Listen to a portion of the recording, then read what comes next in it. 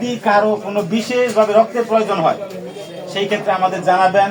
আমাদের পার্শ্ববর্তী আরো একটা সংগঠন আছে, আমরা যে কোনো ভাবে রক্তের ব্যবস্থা করে দিব ইনশাল্লাহ। পরিবেশ রক্ষা, বৃক্ষরোপণ, পরিচ্ছন্নতা কার্যক্রম, যেরকম আমাদের আশেপাশে সরকারি অনেক জায়গা আছে কিন্তু বৃক্ষরোপণ করার মতো কোনো লোক নাই। প্রতি বছর আমরা অন্তত 10টা, 20টা, 50টা গাছ লাগাই, যত্ন করি। এটা আমাদের একক উন্নয়ন না, দেশের উন্নয়ন। দেশের উন্নয়নে আমাদের কাজ করতে হবে, কারণ দেশ বাঁচলেই আমরা বাঁচবো। তারপরে সামাজিক সম্প্রীতি, ভ্রাতৃত্ববোধ জোরদার করা। আমরা একে অপরে দ্বিধাদ্বন্দ্বে থাকতে পারি, এই দ্বিধাদ্বন্দ্বকে একত্র করে দেওয়া, মিউচুয়াল করে দেওয়া, এইটাও আমাদের সামাজিকভাবে সংগঠনের প্রত্যেকের উপর দায়িত্ব। স্থানীয় সমস্যা চিহ্নিত করা, সমাধানের উদ্যোগ গ্রহণ করা। যেমন গতকালকে একটা সমস্যা দেখা গেছে, ক্লামবোর্ডের জন্য নাকি চুরি হয়। এই সমস্যাটা আমাদের চিহ্নিত করতে হবে, কি জন্য হচ্ছে, আমাদের সংগঠনের পূর্বে এখানে চুরি হয়েছে কিনা, না সংগঠন হওয়ার কারণে চুরি হচ্ছে, এরকম কথায় কারোর সাথে ওখানে তর্ক করা যাবে না।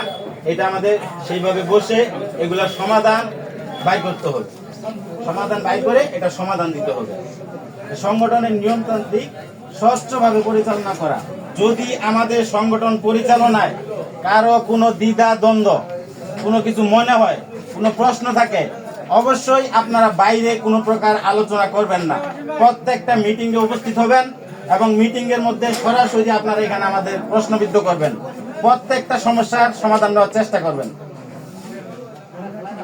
এই বলে আমি আমার বক্তব্য শেষ করছি। আসসালামু আলাইকুম।